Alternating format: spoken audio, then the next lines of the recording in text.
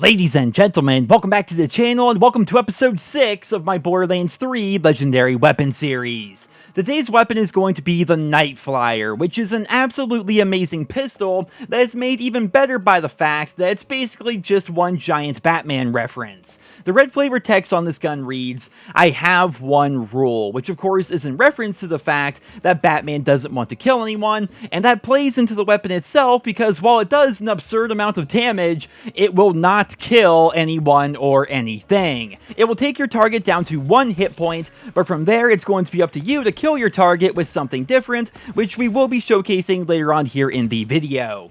So how we go about farming this weapon is we need to kill the rare enemy Rackman out in Carnivora.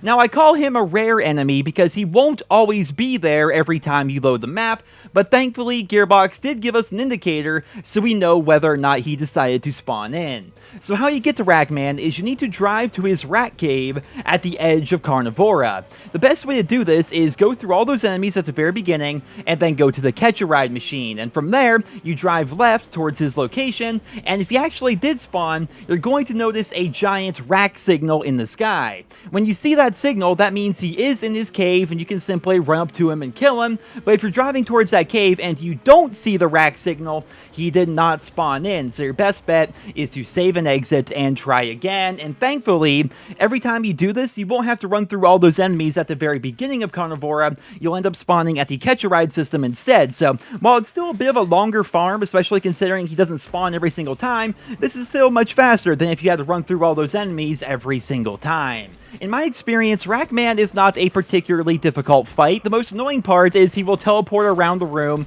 while his racks attack you from above, but all in all, he isn't really too hard to kill, and as you guys can see, he just dropped me the Night Flyer. Now that we have the weapon in hand, let's go ahead and showcase some proper gameplay with it and also discuss what I believe to be the best way to play with this pistol. Now going back to the stats for a second, this weapon is insanely powerful. It's a dull pistol that essentially has Jacob's damage, but it also fires in 2-round bursts. It's insanely accurate while aiming down sights or while hip firing, and it also has a very fast fire rate and a fast reload speed. The catch to this weapon, like I mentioned earlier, is it will never kill your target. In fact, it won't even kill a barrel. As you guys can see, it doesn't matter how many bursts you put into that barrel, your gun bullets will not blow up the target, but rather, the damage over time effect from the barrel leaking is what is going to make it explode as compared to your actual damage. In my experience with the Night Flyer, I find that a quick melee after you drain their health down to 1 can be a good way to go, but a better way to go in my opinion would be to use a homing grenade of some kind. By combining this pistol with a homing grenade, you can melt pretty much anyone and everything down to 1 health, then have your grenade finish them off, and because it's a homing grenade, it will go right to the target and explode, and if there's a bunch of targets around them, it's going to kill all of them off as well.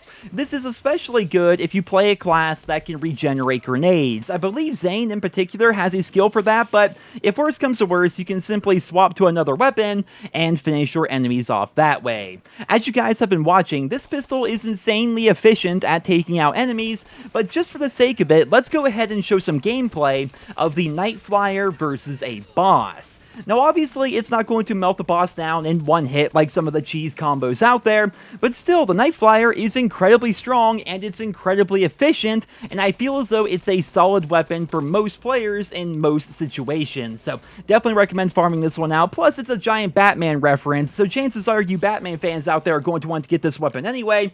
But ladies and gentlemen, there you have it. There is episode 6 of my Borderlands 3 Legendary Weapon series. If you enjoyed the video, consider leaving it a like and be sure to subscribe for more guides like this one. I hope you all enjoyed the video. Thank you so much for listening, and I hope you guys all have a wonderful day.